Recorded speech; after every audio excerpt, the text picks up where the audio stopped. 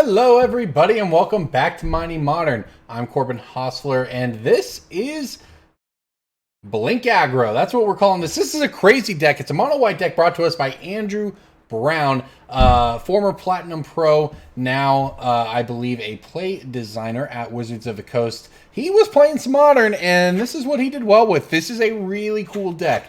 You can see a lot of cards that we are going to blink aggro here. This is a nice one. So starting at the bottom, Giver of Runes. Now, this isn't really a card we're going to blink, but it is pretty much just a house in the deck, right? The card is very, very good in the format. Thraben Inspector. Now, here's when you want to blink. You get some value. It's a really acceptable one-drop. Gives you some card advantage. Also, and this is important, it crews a Smuggler's Copter, which is an all-star. And pretty much every deck it's in. Modern's basically the only format where this card has been deemed both playable and fair. Everything else, it's either not good enough or way too good. But at the 2-drop spot, you know what you expected. Stoneforge Mystic and Thalia, Guardian of Thraben. We've got the Sword of Feast and Famine, the Sword of Fire and Ice, and the Batterskull to go with the Mystic. And Thalia always get a Taxing. So we look a lot like a Taxes deck, but this deck does not, in fact, have Leonin Arbiter, the prototypical card for these tax decks that keeps you, even though we have the Field of Ruins and the Ghost Quarters, there's no Leonin Arbiters in this deck, but this is the list. 3-drop spot, we've got Blade Splicers, another Thalia, a Flickerwisp. This is a pretty sweet one. You can do a lot of cool tricks with this. And then Restoration Angel to round it out at the top end. Aether Vial to power it up, give you some fast starts. So this deck is going to put the pressure on quickly. It's going to have this Stoneforge Mystic backup plan. It's going to make combat and interaction really tricky for our opponents with the ability to blink stuff around, get protection, play at instant speed. We have Cavern of Souls to make things uncounterable.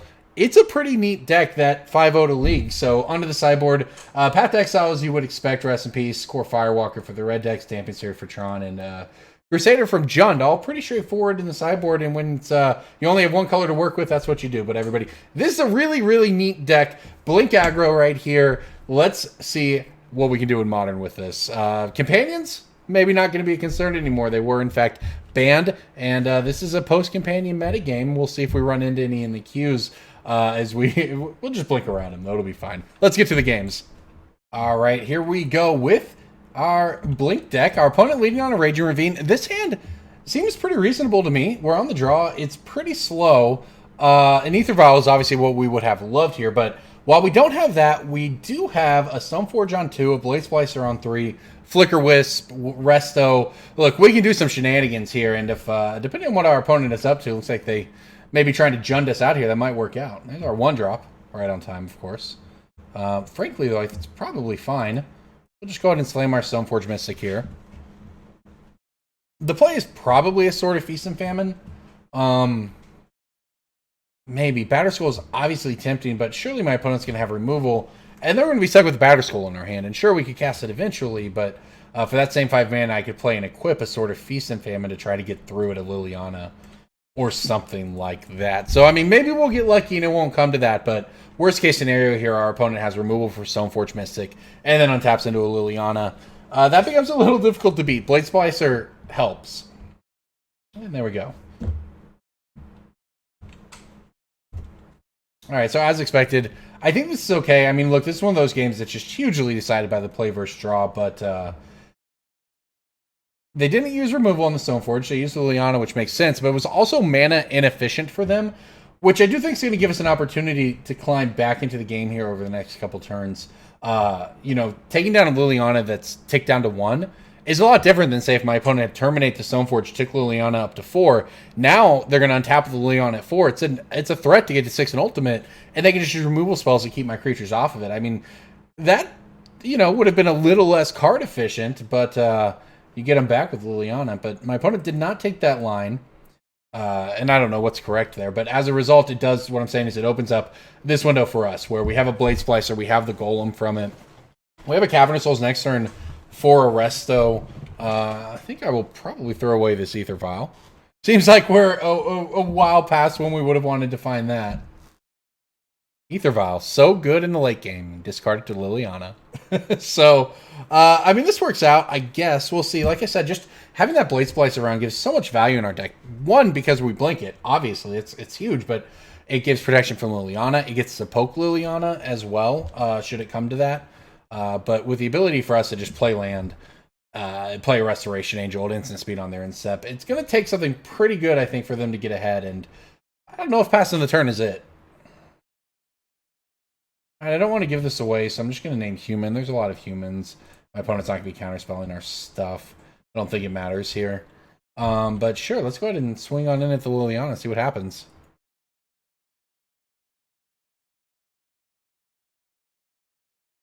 My opponent's got removal here, just a question of what they do with it. So they're going to Abrupt Decay the Golem. That makes sense, obviously. But is the Blade Splicer going to get there? Alright, this is great for me. Blade Splicer pokes down Liliana. My opponent used removal, but they really didn't even get us because we're going to have the Restoration Angel here. They can't minus Liliana again. And frankly, we have plenty of cards in our hand. Land is good for us. Spells are good for us. The Liliana hurts them more than it hurts us. This is a very strong position, I think. And we even have, you know, stuff like this this Thraben Inspector to get his back some value later on. And meanwhile, I'm throwing away Aether Vials. And I mean, I guess my opponent's just throwing away lands right now, but those count too. They have a Raging Ravine. I'm sure they would love to activate at some point to have as a blocker. So this might work out. They do seem to have plenty of lands over there. The problem is this turn. Wow, Liliana number 2. Yeah, this is rough for them right here. This is where the game turns. Unless it's a Fatal Push, I guess. They do have Revolt now. Or they have a Scoop. Yeah, I was going to say, Fatal Push there means that actually we don't get a Blanket and then the Liliana gets our Resto. Then we still just untap and play Thraben, Flickerwisp, Flicker the Thraben. It would still have been pretty good for us. But there you go. That just destroying Jund in the first game, and now we get a sideboard into this card that I think might be pretty good against the Mirran Crusader. Alright, what don't I want here? I mean, honestly, most of these cards seem great. The Copters seem the worst, not because the card is bad, in one of the rare cases, though, where you're playing against a deck that, if you have a Copter, they just won't let you have a creature to crew it, and it's kind of similar to, honestly, playing Aether Vial. I should probably board out these Vials here. I was going to say, going back to my experience with Merfolk, whenever you play against Jund, you board out the Vials. Because when you play a Vial against Jund, well, they're a deck full of removal. They're just going to kill all your creatures, and that Vial isn't going to get you anywhere. It's a matchup about cards, not about tempo. And I think the same is probably true here. I mean, we're on the draw. That obviously makes it slightly different. But what would something like this look like? Is this good? If we think they're boarding into Sweepers, this is good. Doesn't have a lot of protection from their creatures otherwise, though. I guess the rest... I mean, if we were just... Rest in Peace is a 1-for-1 with Tarmogoyf, and... Wrenn and 6? I really don't like this, I'm going to be honest. You can see I kind of threw some random cards in here. I don't know. Not positive the matchup here. I really would like something like a Relic Progenitus over a Rest in Peace, but I get it. You're a mono white deck. There's no reason you wouldn't play the most powerful graveyard hate there is, which happens to be Rest in Peace, and it's the one situation where it's a little worse than something like a Relic might be. That said, maybe our opponent's got Tarmogoyf in hand, and this Inquisition's going to eat the Rest in Peace. But by the way, I didn't talk about this hand yet. This hand is, if you can't tell, pretty good. Obviously, the Inquisition's going to do something, but Stoneforge Mystic going to hit the bin. We have the Giver of Runes in hand. That was an incredible opening 7 for us. And I suppose now we'll see how this goes, but another Flickerwisp, certainly not bad. And we have the Copter. I mean, I don't know what I want to pitch to Copter right now, but certainly on the table. And the thing is, you know, if my opponent... Oh, wow, Croxa. Okay, I'm glad we brought the Rest in Pieces in now. I've changed my mind. All right, I think I'll pitch a Flickerwisp here. Okay. Rest in Peace, as it turns out, might have been a good decision. Fair enough. And with that in mind, well, I say with that in mind, I'll play it. There's no reason to play it right now, though. I guess to protect from a discard spell. I guess I should have attacked with my Giver of Runes too. I'm definitely not... I think this actually might be the first time I've ever played with this card. It's definitely a new one to me. They were going to get blown out. Not even blown out. This is just a removal spell. That's fine.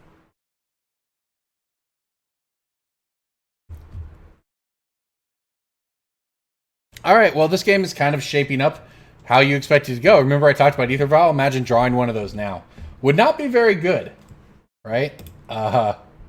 This is a little better, though. We'll go ahead and Flickerwisp. Are they going to get to this next turn? This makes 3? No, probably not. So I think I can play the Flickerwisp this turn. Blink a land. We'll bluff the path. We did put one in our deck because you got to have the one-ofs. So Flickerwisp is actually a pretty cool card. It enters the battlefield, exile another target permanent. Anything, even your opponent's stuff. Return that card to battlefield at the next end step. So you can actually do loops with it because it triggers coming back on the end step.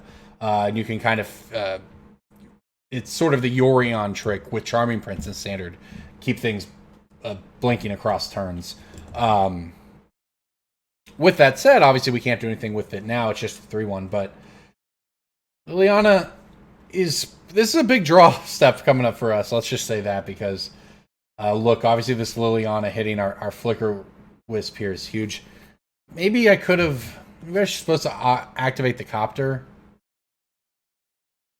Yeah, it's possible I was supposed to activate the Copter there, sack the Copter, be able to kill Liliana with the Flickerwisp, and looks like I might get punished for that now.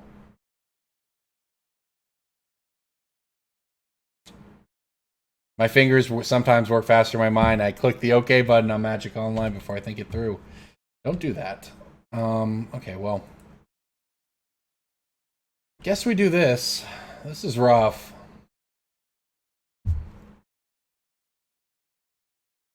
Might have sealed my own fate there, I won't lie. Because, yeah, we could have killed that Liliana. Had that path in our hands, game would have been entirely different. All we would have been down is a Copter we can't even activate.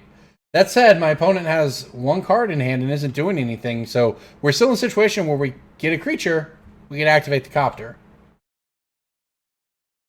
If you get unlucky, you get unlucky. Oh, man. And the thing, I guess I should have held that too, maybe in case of loots. Let's see what happens here. I'll probably end up ghost quartering something. Okay, my opponent just had their last card as an Abrupt Decay. They had it all along, it turns out. And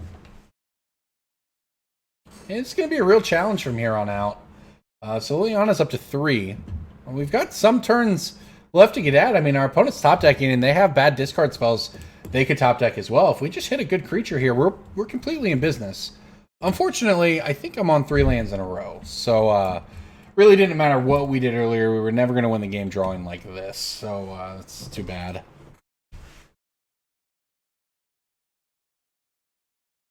Yep. Okay, well. Okay, they're going to exile their own Fatal Push. I mean, look, we're still in a position. I mean, it's not ultimated yet. Let's see if we can get there. Jeez, our deck is just full of... Come on, our deck's full of creatures. Unlucky. We're going to do the... There's only one thing it's possibly correct to name here, and that would be Merfolk. So, we'll pass the turn. Probably get the other Rest in Peace in here. Honestly, matchup seems fine. Wow, our opponent missed again. So, all right, this is pretty much our last shot here. Well, I take that back. I mean, it's going to go to 6 on their next turn. So if we play creatures, it ticks up to 6, then we get to attack. So this is the turn we have to draw them, which means this is the turn I need to clear basics out of my deck. So not really a lot I can do to my opponent's mana here, but I guess it's probably... I mean, they've got 1, 2, 3 sources of green, 1, 2, 3 sources of black. Their mana's pretty perfect, but Scavenging Ooze is the thing, so I suppose I will hit the green sources here. This is not Field of Ruin, this is Ghost Quarter. It really took me a minute there. However, I was definitely playing that as Field of Ruin. I was so confused for a minute. They have the same card. In most cases. Not in this case, though. Not that... I mean, honestly, that's not going to decide this game one way or another, but Blade Splicer might. If our opponent whiffs again, Blade Splicer is pretty much the perfect answer because they can't -2 to get rid of it. In fact, if they -2, the token kills it, and if they plus up to 6, we get in for a ton. We get in for 4. So this is pretty much a crucial turn for our opponent. Do they have an answer? All right, we will sack the Blade Splicer. They hit a Tarmogoyf. Okay. It is a 0-1, so I guess we're in luck here. Look at that. Our Rest in Peace was worth a card. Now, this is a Field of Ruin. Make sure I get this one right. All right, well, let's send in the Golem at the Liliana. Now, I assume my opponent's plan here is going to be to chump block with the Tarmogoyf, minus the Liliana to make a sacrifice of the Golem, which will work because we don't have anything we can do. We're still flooding out, as are they. I mean, this is a pretty crazy game here, but I mean, Liliana's no longer ultimating. We've got a shot. This has been nuts. This is just game 2. Oh, wow. Okay, they're going to just reset the Liliana count. I mean, that makes sense for them, frankly. So now we're back. I mean, they gained a couple turns there. Same position we're in. And now we've got to try to get to Liliana before it gets to its ultimate. So we'll get our land and see what we can hit here. This would be the good turn. This would be the turn. Hit another Blade Splicer or something like that, maybe. Thalia does exactly one job here, which is -2 Liliana. This is not where we want to be. Look, eventually our opponent's going to draw real magic cards, and we're going to die. These Lilianas are getting roughly infinite value for them, and there you go. That's a Bloodbraid. Into an Inquisition, though. And you know what? First Striking Thalia actually laughs a little bit at Bloodbraid here. So as far as 4 mana can be spent, this makes them use the sacrifice at least. I mean, it beats us down, but they at least couldn't ignore it. You know, they couldn't answer it with a creature. So I guess mission accomplished. Liliana is down tick. Now let's see if we can find something to get ahead on the board here. I would love to hit a Restoration Angel. Then when my opponent pluses Liliana, I can play the Angel in response. That would be huge. That's why. I don't even know what to say. Look. All I know is, as I believe it was Michael Scott who said, you miss 100% of the shots you don't take. Now, you'll never remember all the times that I said, I really want to draw this card. This card would be great here. And then it didn't work out. You don't remember any of those. You just remember when I was right and it won us the game, or might win us the game, like right now with this Liliana, or with this Resto. So, and this is even better. Our opponent has Inquisition of Kozilek, which would clear the way if it was a flash creature with 3 or less, but this is disastrous for my opponent here. They do get to attack. I'm not going to flash in to block, but Liliana is down. We have climbed the mountain of multiple Lilianas, of multiple Liliana upticks, downticks, misclicks, everything you could want. And yet here we are. We're about to attack Liliana to death. And if we draw another good creature, more than having Liliana off the board, we'll just be ahead. We'll just be actually ahead. Or we'll draw planes.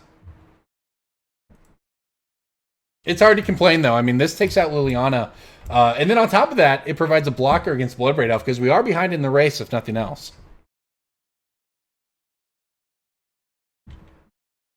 This will knock us down to 11. All comes down to these draw steps, though. And you think about, you know, what's good and bad in their deck. They've run through most of their Lilianas. They definitely have lands left. We have a Ghost Quarter for any creature land they find, but, you know, the other 3 Tarmogoyfs, they don't do anything. Croxas are, I mean, not particularly good. Our opponent has to try to find something that impacts the board. And I say that it doesn't matter how much better the odds of us drawing good cards are compared to them if we just draw these lands. But somehow, despite, what are we up to? 8 lands in play now, and I've sacked 1 Ghost Quarter. Yeah, we are still in this game, and it looks like our opponent is right there with us on the ride here, on the ride to mana flooding out. Approaching Emrakul mana. All right, there's something to spend our mana on. Let's play a Thraben Inspector. This is we could really start to turn the corner here if this is something good, and this is pretty good here. Another Thraben Inspector, that is just great. We've got blockers for days now. We've got creatures to sack to Liliana. We've got pretty much everything covered right now. All of the angles covered. I mean, the worst thing that could happen to us, we even have these for the Ghost Quarters for any lands, but the worst thing I think that could happen to us is basically a board wipe into a Liliana, something like that. But I'm going to be honest, I think that might have done it. The turn where we went Resto Angel to kill your Liliana, Thraben Inspector into Thraben Inspector into Thalia. That was a pretty good turn. It's a 2/4 worth of creatures, by the way. I mean, if you look at it that way, we paid 3 mana to cycle each of these like they were triumphs. We got 1/2s out of the deal, but now we're untapping and we are for sure ahead. In fact, Sword of Fire and Ice might just lock it up because it is pro-red. That would be the fire part of the Sword of Fire and Ice. It'll cost 4 here. That's okay. Yeah, if my opponent doesn't have an answer, this is going to do it, I think. That'll do it. We took it down. What an incredible match. I thought we might have been in trouble after I clicked through that sacrifice there. Don't know if it would have mattered or not. Our opponent had Abrupt Decay, but what an incredible match. This is a cool deck. That's Jund. That's one of the most expensive, best decks in all of Modern. We took it down with this mono-white brew of small little creatures, our 1-mana 1/2s. What a match, everybody. That's a good start. Let's see if we can top it. Let's knock out another match here. All right, here we go. More Blink deck. This hand is pretty tempting. Trust me, I'm somebody who loves to keep hands like these, but I'm going to be smart here.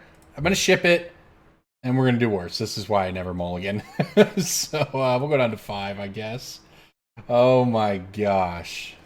I'm on the play. I finally won a dice roll, and this is what I get.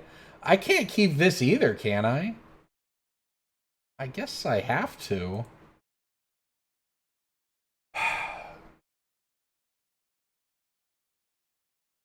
I mean, heck, if we draw planes, this hand is great, right? It's a bit of a blowout here, honestly, but hey, that's the way it goes sometimes. Luck of the draw, that's why you play 3. As long as you're not playing on Arena, that is. All right, well, I mean, our opponent kept their 7. We'll see what they think of our Ghost Quarter pass after mulliganing to 5. I mean, I don't know whether they think we're on a bad Tron deck. Maybe it seems like that would probably be the most likely thing if I were to see this. That's not a Plains. Oh my gosh. All right, I'll pass the turn. I mean, if we hit another one, if we just hit any land next turn, we can Field of Ruin them to go get a Plains if we were to hit another Field of Ruin or Ghost Quarter. I mean, honestly, this might be one of those games, and this is not something that I basically would ever recommend, but there are rare occasions where it comes up, where you basically know you're dead. You've mulled to 4 or 5, you've missed land drops, you're miles behind on board, but hey, anything you get to see out of your opponent before you scoop and keep them from seeing from your deck gives you an advantage going into game 2, and frankly, if you've been that unfortunate in your first game of Magic, you're going to need every edge you can get. So based on, Island, Talisman of Progress, probably pretty clear my opponent is on Mono Blue Tron here. So, look, I don't know if we're... Wow, that was insulting. That was a slap in the face for Magic Online, but I'll get all these out of the way in this first game. But look, the thing is now we get to see what our opponent is up to. We have the Damping Spheres for the Tron pieces. If Tron pieces do in fact come out, I mean, Triple Island... I mean, this is not what you'd expect. I mean, Tron players always have turn 3 Tron against me. Something's up.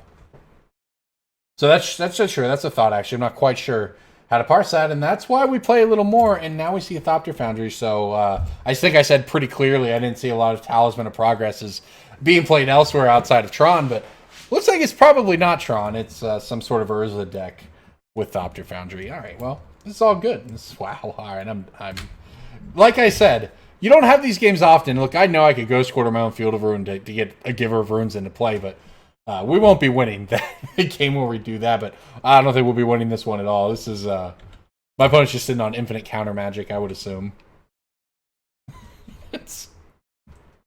All right.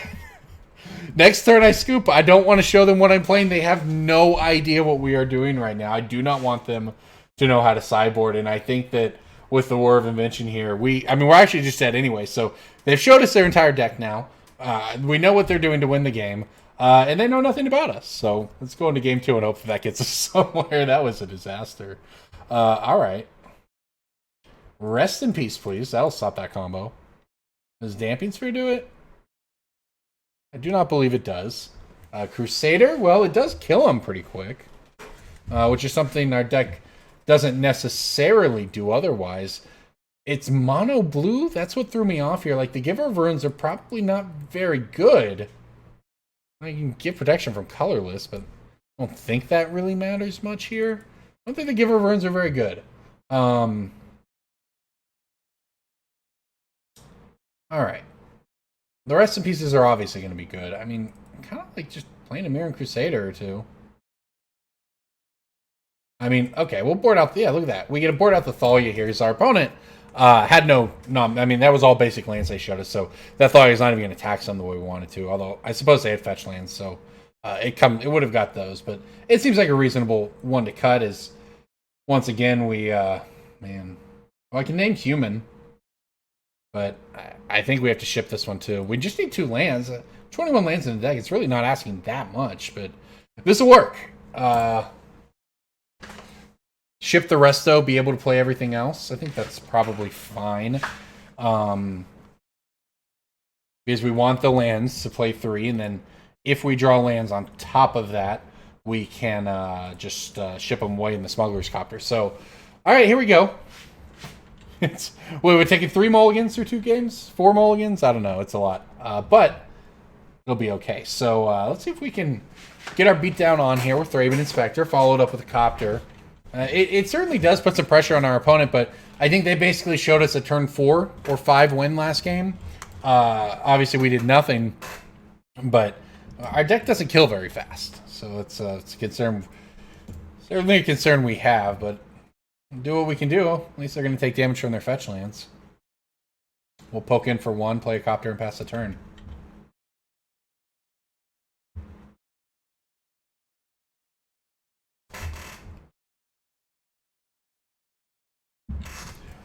All right, well, double Mishra's Bauble for my opponent here. Now, they could have a War of Invention draw, where keeping these in play and not popping them to draw is super relevant. That's something to keep in mind.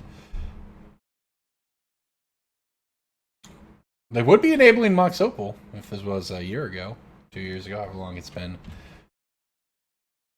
Post-pandemic times, the time doesn't mean anything. Wow, 3 Mishra's Baubles from our opponent. I gotta say, though, I have to appreciate most of this. This is Magic Online, sure, but that's a foil Polluted Delta, foil Hallowed Fountain, foiled Bauble from Cold Snap, even. This one's from Iconic Masters. This is all beautiful. And then, just a Snow-Covered Island. Did these things come in foil? Come on. I'm just kidding. That's you can play whatever you want, and if your thing is all foils and then regular Snow-Covered Islands, that's great. Okay, so I'm a sucker for the Arena cards. I won't lie. The extended art on Arena where there's a little action as you move your mouse or cursor around the card. I love those. Okay, so with all of that said, back to Magic. Let's crew up this Copter.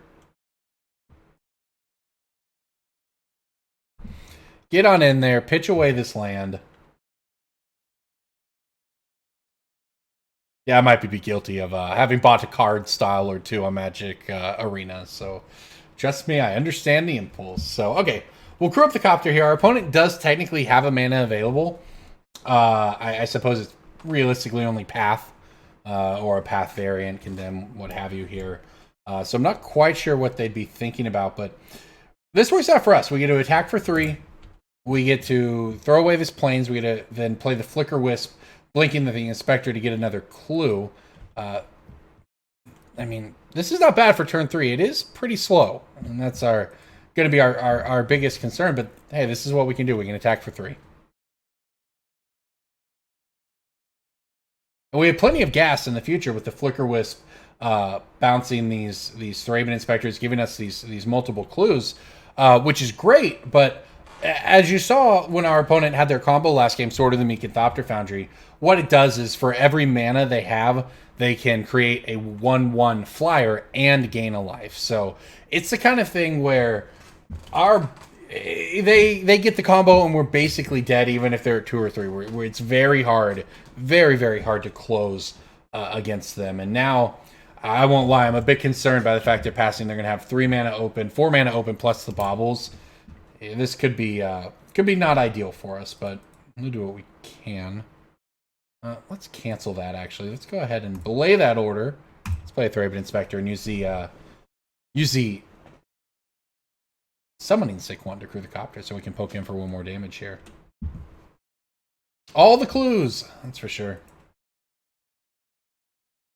This is the neat thing about Smuggler's Copter, and I mean any deck, but it really matters in these aggro decks where Copter is immune from board wipes that happen at sorcery speed. You can't Wrath of Goddess Smuggler's Copter. It's only going to be a creature on your turn when you attack with it. But because of the way crew works, it gives essentially pseudo haste to any creature you have come into play while you have a Smuggler's Copter. Well, for that turn, it's a 3/3 haste flyer that loots. It's pretty good. The problem for us here is going to be if my opponent is just worrying for something we can't beat, like an Ensnaring Bridge. Yeah, that'll do it. All right, do I have a way to get through the Ensnaring Bridge? Don't know that I do. I mean, it was pretty clear that this is what was going to happen, right? They kept all those baubles. They were going to use them to tap them for the War of Invention they had in hand. I'm not really sure that we have a way of defeating an Ensnaring Bridge. It's pretty good.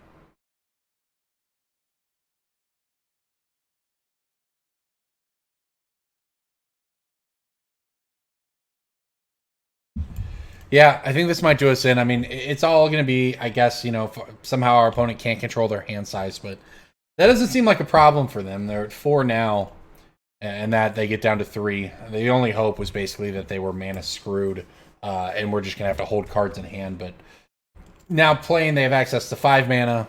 They go down to 2. I realistically, I get to attack with my 1/1s next turn, or my 1/2s, and put them down to 9, but after that, I'm pretty sure we never get to attack again. So this is not looking great here as Teferi comes down to complete the lock. Not even sure exactly what they're playing, just blue-white Thopter Sword, I guess, but looks like it was good enough. Probably good enough to get us. Yeah, that Blade Splicer's not getting it done. These 1-power creatures are not getting in there. It's just going to be trivial for my opponent to go down to 1 card, 0 cards in hand over the next couple turns, so I guess we'll give it the good old college try here, but suffice to say, we are very, very unlikely to win this one, but won't scoop quite yet. How can I scoop when I have all these 1/2s that can attack? All right, so I guess I'll attack them. Drawing a card with Jace, probably not even really what they want to do.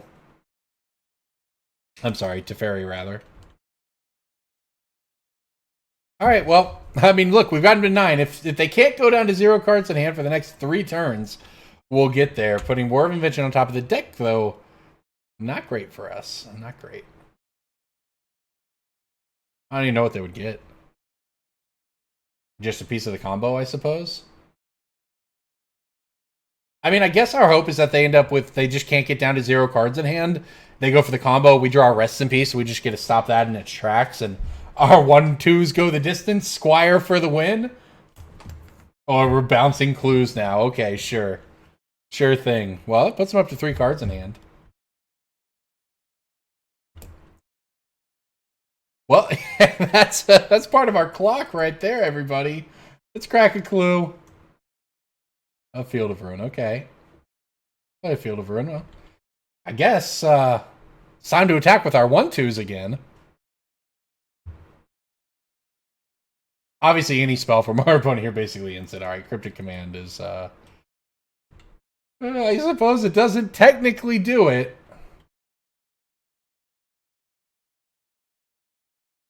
We'll play a Stoneforge. Gotta add another Squire to the table.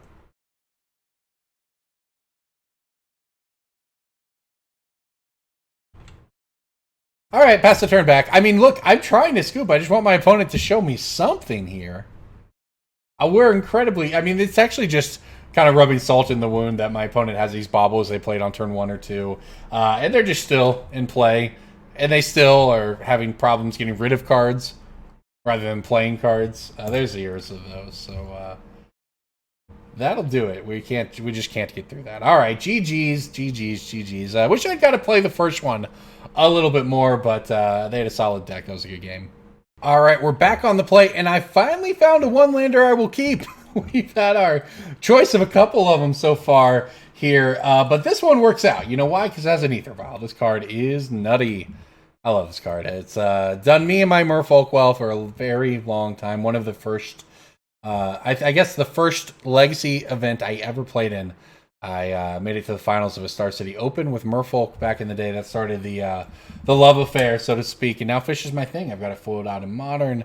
I've got all the favorite Merfolk cards. Play the deck all over the place. So, all of which is to say, I'll keep a 1-land Aether Vial hand. I know how they work out. So, we'll see what happens here. I mean, look, you have to... This is what I always said before the London Mulligan, when you could always go back up to 7. I said... I guess even before the Vancouver Mulligan, now that I think about it, but I said if you were not willing to keep a 1-lander with Merfolk, you should not be playing this deck. And I actually think it kind of applies to this deck maybe a little under this set of rules, where if you're not willing to keep 1-land Aether Vial, or maybe 1-land Thraben Inspector if you're on the draw, maybe, depending on the circumstance, when you have other good cards. But I mean, look at what happens here, and this is the reason why I like this.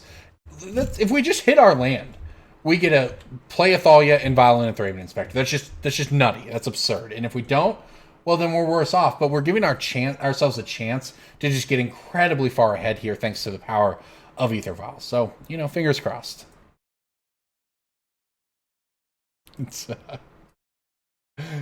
It's coming back. It's coming back. You saw we ran hot in the first round. We got crushed in the second round.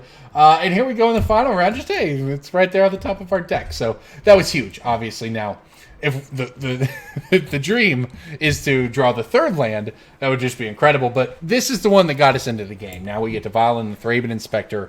We get to untap. We get to swing for 3. We're taxing them with our Thalia. And we get to crack our clue, if nothing else. Now, with Thalia in play, our sword's going to cost 4, so we're ways off from that one still, as we're playing against Infect here. But Thalia gets Infect is a pretty important one, and honestly, this might come up. So is Flickerwisp on Aether Vial. Using a Flickerwisp to reset their permanents can mess them up. Obviously, the Infect deck plays a lot of hexproof stuff, but the ability to do this in combat, to interact with him, can be pretty big. So we'll see what we hit here, though. As I click right, I get talking about that, click right through the Thraben Inspector. Whoops. Life goes on. As you can see, I'm never punished. I guess I'm out of point of damage here, but I'm telling you, it is hard. I saw my friend Pleasant Kenobi tweet about this the other day. He and I played together on the Super League, but he went to record videos for the first time in a while and just tweeted, "It is so hard to record videos and play Magic," and it is. I tell you, you're watching at YouTube, and I know you're just going crazy. You see me misclick through stuff, and I get it. And I'll be honest, I play a lot more Arena than I do Magic Online. I don't have maybe the muscle memory that would really help, but I'll tell you, it is a struggle to commentate videos and play reasonably well. Reasonably well. I think it's what I can expect for myself. So, literally, I mean, we did miss a point of damage there, but I would have played the other Inspector anyways instead of cracking the clue, I think. So,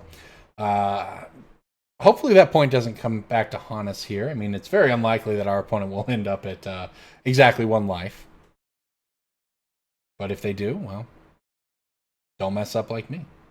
This is okay, though. I mean, this is about as much as we can hope for. I mean, they're just going for it here, though. I mean, they're going to scale up, make it into a 6/4. Am I just dead? I don't think so. Thalia should keep us alive. I mean, that is 6 we can't do anything about, but now we have the ability to Violin the Flickerwisp, and that's basically what we're hoping gets us there, quite frankly. So we'll see.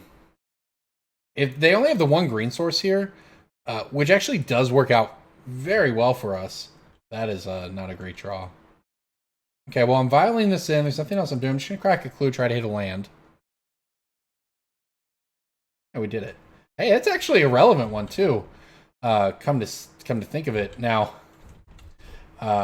we can Violin the Flickerwisp, blink the Blighted Agent. Because my opponent is just sitting on that breeding pool, they don't have the ability, unless mutagenic growths get involved. You know, their plan might just be to scale up on this thing again, or to just play one giant growth type spell on the Blighted Agent, but they can't cast a lot of spells in a turn, so the plan of Flickerwisping this thing might actually work, but I guess in other problems, the 3rd Inkmoth Nexus means, what if they just fire up 2 Inkmoth Nexuses here? That would actually be annoying, but nope, that's not what they're doing, so no blocks to your Blighted Agent.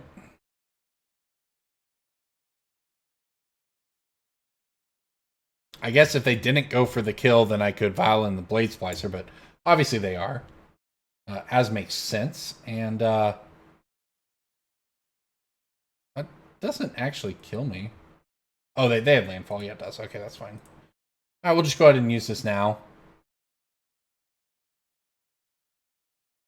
I guess technically it'll come back on my turn, but rather, yeah, no, this doesn't matter. It's all the same.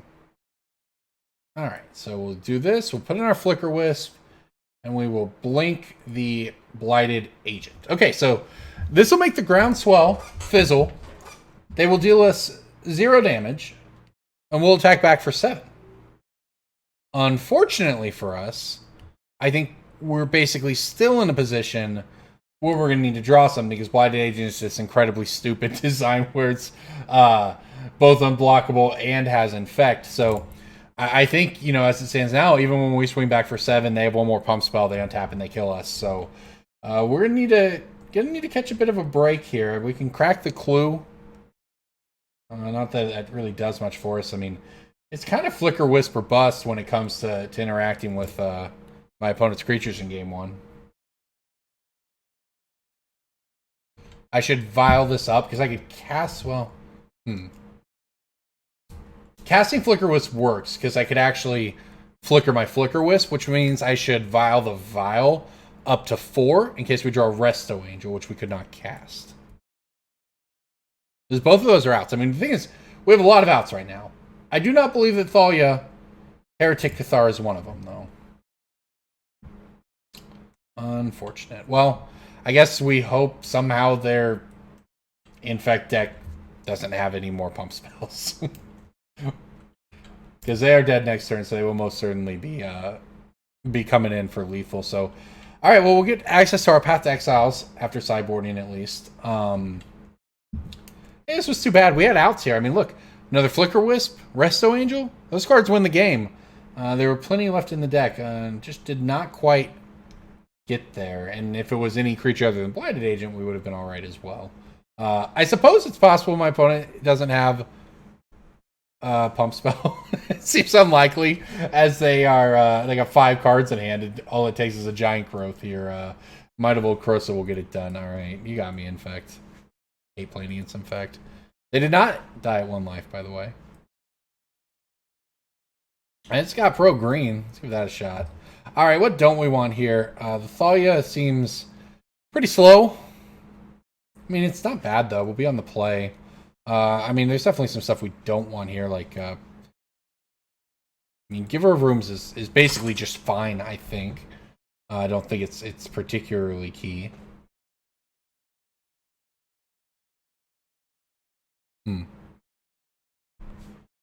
I probably want the Fire and Ice more than the Feast and Famine, but I want all the things that can block flyers. Some kind of Blade Splicer here. I'm just going to cut the Giver of Runes entirely. I think this is the right call. Need to cut one more. I'm going to cut a Copter because I cut some of the ways to crew the Copter, so I should probably cut a Copter here. I would like to play first, and I would like to keep this hand.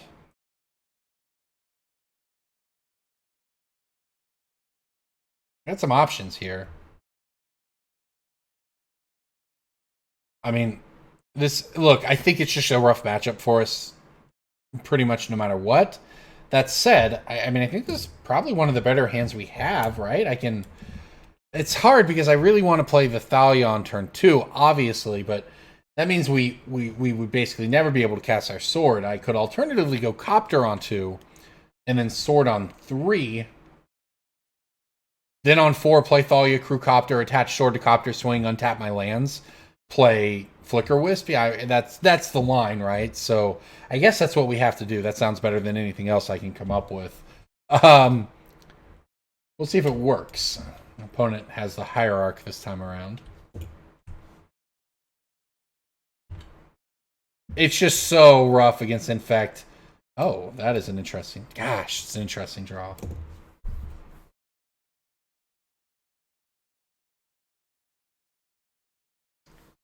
This is so rough, but I guess against a Noble Hierarch hand, I'm going to go for it. I don't know. It's hard. My opponent, I guess they didn't even mulligan. So, you know, this Hierarch's going to lead to a good start for us here. But I don't know. I just they're playing Thalia before they're even trying to cast their spells. Doesn't seem like the most efficient play to me. I mean, I like playing Copter. We get to play either the sword next turn or the Thalia, and then attack and loot and pitch away the other Thalia. And I don't even think we're going to get punished for being greedy and leading on that Copter, because I don't see my opponent casting non-creature spells this turn. Just not a blighted agent. How about that? The card is so different. It's so stupid. It's just a 1/1. I say it's difficult to interact with, but the reality is in the Infect deck it is. Because sometimes they play Hierarch on turn 1, Blind Agent on turn 2 with protection, and that card will just literally never not have Hexproof or Shroud or whatever with your opponent's cards, or they'll have the Spell Pierce or whatever. So it's actually crazy how it's just a 1/1. It doesn't even have protection from anything, but it's incredibly difficult to interact with anyways. Meanwhile, our opponent is just going to dig with a Manamorphose here. I mean, I guess this is fine. Gives them their blue and their green mana. They might have just been playing it to cycle. And we'll see if it's not a Blighted Agent. Obviously, I feel much, much better, because at that point, well, we have duplicate Thalias.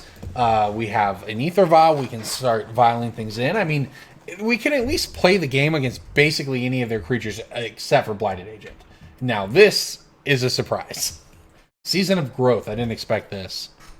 Whenever creature enters a bat, what is happening?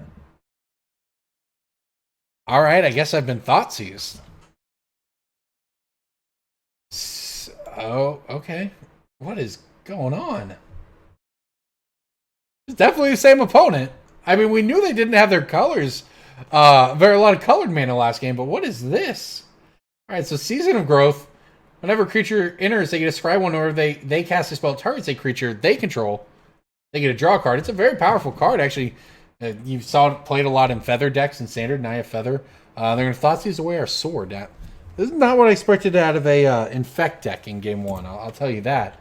But I mean, this might work out for us. A land here would be... I mean, they made this decision easy, right? We don't have to worry about the Sword anymore. Land here would be nice. I could play the Vial. Not quite.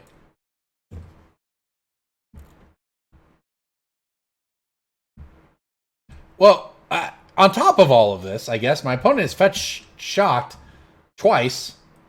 And also Thoughtseize, so they're down to 12. I mean, they're down to 9 now after this hit from us. We hit our land. They don't have an Infect creature. I'm a little confused. I don't know if this is a... I don't know if I'm missing something, and if they have a really awkward draw, if this is some kind of sideboard plan. Oh, I can't cast this. Some kind of sideboard plan where they want to be more resilient, so they play cards like Season of Growth and Thoughtseize? Did I bump my head and wind up in a new match? I don't know what's going on here. Everything made sense until we got Manamorphose, Season of Growth, Thoughtseized. Alright, the Glistener Elf has arrived. Everything's starting to make sense again.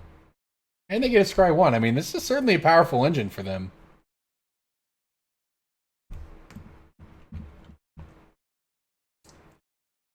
Alright, well, I guess, I mean, usually you tell me if it was turn 4 and I'd taken no Infect damage, I'd be feeling pretty good, but I don't know here. I'm not sure. They scried to the bottom. That's good for us. I mean, I don't think my lines change. I crew the Copter, attack, put him down to 6, hope to hit a land so I can hold up Restoration Angel to try to block the Glistener Elf next turn, or if we don't think we're going to die, the Angel and the Copter finish them off after that. Not quite sure. They're going to fetch again. If they have to shock again, well, that makes my clock a lot easier, but no, they have the basic. Okay.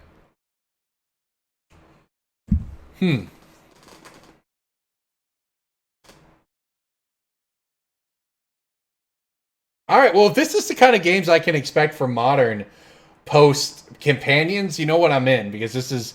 and maybe it's just my opponent going slow and me overthinking things, frankly, but this feels like the most interaction and thought I've had against Infect in a long time. We're being attacked by a Noble Hierarch. Huh. I guess I won't block. I refuse to block. Are they just going to cycle their cards on it? Wow. Okay. They're going to pay 2 to groundswell it. They're going to deal as normal combat damage. We're going to take 5 because of the Exalted. It's not bad. I mean, that cycles, right? They got that damage in, and because of the seasons of growth, I say it cycled. They got to draw a card. But, okay. We're not dead. We haven't taken any infect damage, and you know what? There's our land. So, this is a game we're playing. We might get there. Just to just have our hearts broken when they turn 3 us in game 3 or whatever. But I'm having fun trying here. All right, so now that I have the rest, so I'm obviously not messing around with this vial anymore. So I will draw and I will pitch it happily.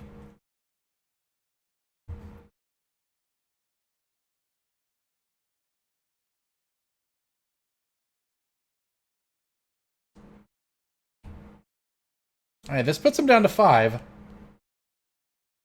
And I have a blocker. So, okay, we'll pass the turn here. Now, I could have played that Resto Angel on my turn and blinked to the Copter and had the Copter untapped. That way, if they had, say, removal for the Resto, we'd still have a Copter that we could crew. I mean, this is all of that sounds worse than just having the surprise of Resto Angel up here. So, Inkmoth Nexus is actually a blocker for them, for our Copter / Resto. So that's something to keep in mind here. The reason I wanted to get that Vial into play in those earlier turns was to have the Flickerwisp trick set up that we used in game 1 to buy a turn now. Obviously that didn't work, but somehow we were the aggressor in this way this particular game played out, so might be okay. That said, here comes Scale Up, and they're scaling up the Hierarch. I am confused. But is it a stipulation match and you have to win one game with infect damage, one game with normal damage? The heck, put the thing on the Glistener. I'll fire up the Inkmoth next to try to get in there for 7. That's your line. Maybe they just misclicked. I don't know. Anyone ever seen this overloaded in Modern? Let me know in the YouTube comments. That'd be pretty funny, actually, if you're infect opponent. If you had a board of say, I don't know, 3/3 first strikers and whatever, you just have a board and your opponent scales up, get like 4 of their creatures to just win a combat. With that said, I guess we're gonna take 7 from the Hierarch here. Now, I've kind of been I don't want to say joking, but or making light. It's certainly not any of that, but I've been acting like we're in a great spot here. I mean, are we? I don't even know anymore. We're taking 7 from a Hierarch. I guess we're dead to that next turn. My opponent figured they're more likely to kill me by normal damage than not. I mean, look, Become Immense is 13. Tainted Strike. Okay, that's why you play the black. That's 8 infect damage. Alright, well, my life total remains safe for the time being. Unfortunately for my opponent, they have died. So, what a bizarre game. We got there in the end, though. Resto and the Copter, that's 6 damage coming in the air.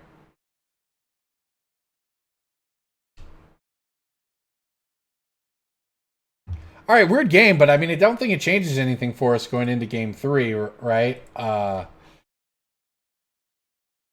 We have removal. We hope to draw it. This was a weird one, but hey, but we took a game off them at least. Maybe we'll have a Path to Exile or something in the third one that can maybe carry us a little bit, something like that.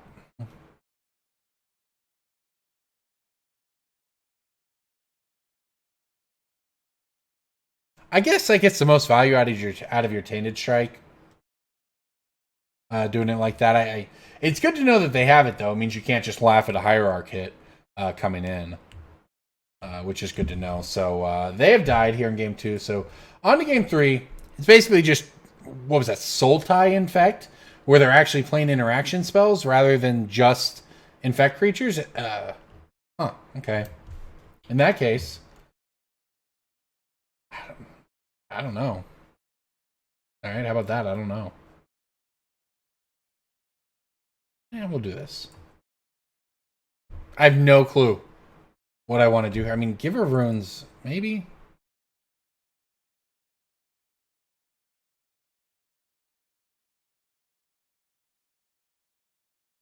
We can cut the Thalia. I guess we got what we got. This is a weird one. This is a weird one to try to sideboard for, and I'm just cursed with these one-landers tonight, I guess. I have 21 in the deck. I mean, it makes sense to an extent, but just give me 2. Just give me 1 more, and I'll keep pretty much anything. It's got a Vial. We're on the draw. This is basically, I'm not going to say as good as we can hope for. We're playing against Infect. We need a path to Exile in here. We don't have it, but Aether Vial, Flickerwisp. That's the thing. Thraben Inspector, it puts a body in front of the Noble Hierarch, body in front of the Glistener Elf. So it's a hand we're going to keep, and it's going to be okay. I'm probably going to just throw back this, probably a Thraben Inspector, frankly. My opponent mulliganed as well, so all hope is not lost, despite the... We're down a card here, and our opponent's on the play, and that's never a good sign when you're playing against Infect. But we at least have a live draw, I would say. Turn 1 for them, it's a Glistener Elf. So this is perfect. This is great for us. Well, I say that. I say that. I'd say it's great for us. It'd be really great for us if we're on the play. On the draw, I have to decide. Aether Vial or Thraben Inspector? And it's not an easy choice. And unfortunately, I think the answer is Aether Vial. And I say unfortunately because, especially given that our opponent has Tainted Strike in their deck, I hate the idea of taking a bunch of damage here. In fact, we could just die if they have a +4/+4 and a scale up, I guess. Is that how that works these days? We'll see. Yeah, I don't know, though. With the 3 and the 4 in our hand and only having 2 lands, the 3 drops and the 4 drop, I don't think we can win the game without Aether Vial. So, yeah, we might lose the game here if they have the nuts or whatever, but we were probably always going to lose the game if we are forced to play turn 1 Thraben Inspector over turn 1 Aether Vial. Kind of just the risk you run, I think. So, that said, we'll see how bad it is. If it's a hit for 6 or something, well, maybe we got a shot. If we're dead, we're dead. They have 3 cards in hand, and it's a 9/9. We're not dead! All right, we did it. We dodged 1 bullet. But actually, though, that's basically what you have to do. And I think that this is, even though we're at 9 Infect here, that sucks or whatever. That's a 3rd land. This is as good for us as it gets. Our opponent burned 2 spells on turn 2 on a Glistener Elf, which has no evasion, no special abilities, and they didn't kill us. So they're down cards, they're down pump spells. More importantly, they don't have a large board, a wide board. So when we vial in this Thraben Inspector here to chump block the Glistener Elf, well, that's a strategy that's actually going to work. And then they're down another card in hand because they went for the Might of Old Krosa here for, I mean, I don't know why. This was already lethal, so we'll see, works out for us here. I guess we die if they have Dismember for our blocker. But all in all, this is the way the game has to go for you to beat Infect when you're on the draw. I'm going to make sure I don't misclick through this here. I say all of that. I'm getting excited over here. Like we're gonna get them. They might just have a Dismember or something, but no. Okay. Let's move to blockers. All right, it's just a chump block. But that is not a problem. I mean, our Thraben Inspector not only traded 1 for 1 with the Might of Old Krosa, we get this clue out of it now. And that's a sort of Feast and Famine. So, all right, we're close. I mean, the thing for us that we have to consider here that's going to cause us an issue, and I would love to hit something we can vial in. We did not, which is unfortunate, but the thing is, we should be safe for this turn. We have 2 blockers here between the Blade Splicer and the Golem token it makes. Unfortunately, getting no value off our Aether Vial, but next turn, things really open up for us. We get to either play a Sword of Feast and Famine or another Blade Splicer. More importantly, we get to have Flickerwisp open on Aether Vial to have another point of instant speed interaction. Because the thing is, we could still die right now. They could play, not Tainted Strike, I guess, but there's +1/0 and unblockable with rebound. I don't remember what the card is called, but it's a blue spell, and that would kill us too, just putting that in a Glistener Elf. So we're by no means out of the woods, and we still have to figure out how to actually kill them. They're at 14, and they're gonna have they're gonna see a lot of cards to try to finish us off. And because we're at 9, an Ink Moth Nexus does it. Another Infect creature of any kind does it. Blighted Agent really does it. But we'll see. I mean, they have 3 cards in hand. We've got a legitimate chance here. And in fact, they might not even be able to attack anymore. And then next turn, I feel pretty comfortable. I swing in with probably both of my creatures.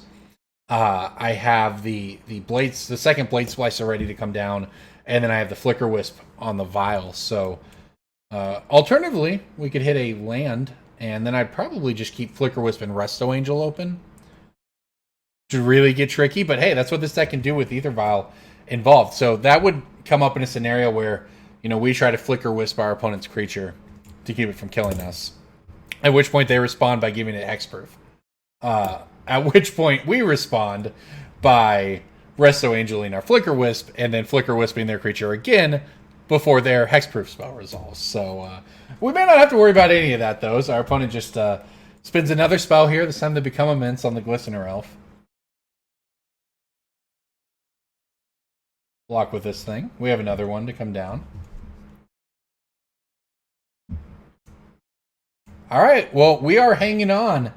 They got 2 cards in hand. We're at 9 Infect, but we have stabilized. That was the turn we needed to survive, and survive we did. So, game's not over, but we've turned the corner, if nothing else. That's not a land, unfortunately, but it is what it is. We'll play our Blade Splicer here. Get in for 3. We're at a virtual 1 life, and they're now at 11, but we might just be in the lead. Might be in the lead. I do stress that because, like I said, there's so many cards they could have. They could just easily have the blue unblockable card and then a hexproof spell when we go to Flickerwisp. So we could just die on any of these turns. We look at our clock.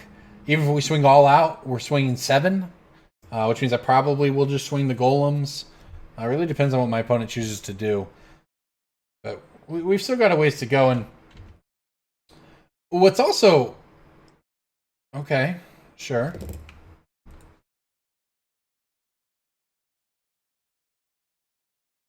Well, I'm just going to make them burn another spell. I'm all about this. I mean, just make them use their pump spells every turn, and I mean, I guess their pump spells act as removal spells, and that's fine. They don't need the pump spells. We're at 9. In fact, 1 more hit will kill us, but just running them out of cards in hand, and look, these Blade Splicers have just been huge here. I think I want to hold up the Flickerwisp just forever.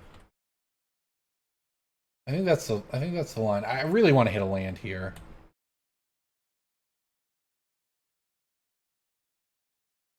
Yeah, because Flickerwisping this on our turn doesn't do anything. I just have to say no and hope to hit a land. Well, we did not hit a land. I guess that means the line is to play the Sword of Feast and Famine. Attack for 6. So we still, I think, are okay here because and look, I don't even know if this sword's going to matter. Honestly, may have been even better off bluffing something. But even if our opponent does have a hexproof spell in response to our Flickerwisp ability, well, Flickerwisp is a blocker, and then our opponent's at 5 and we have 6 power worth of attackers. So, you know, the cards that they could have here to actually win the game are dwindling very, very quickly. Now, they have 2 in hand. It basically would have to be the unblockable spell plus a hexproof. But it doesn't look like that's the case. We're going to come in here, and I'm going to activate this.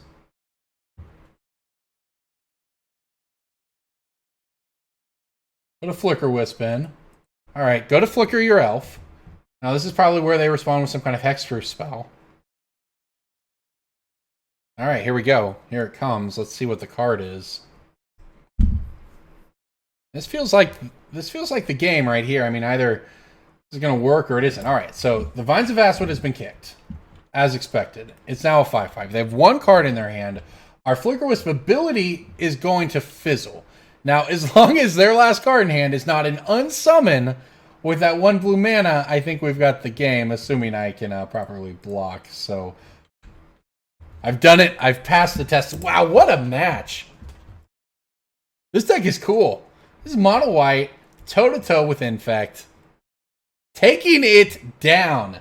Everybody, there you go. The Blink aggro deck. That was a fun one. Wow. So everybody, thank you so much for watching. As always, I'm Corbin Hosler. You can find me on Twitter at Chosler, just Chosler. You can find me on my podcast, Brainstorm Brewery. I have Mighty Modern Punting Pioneer every Thursday, alternating weeks here on Cool Stuff Inc.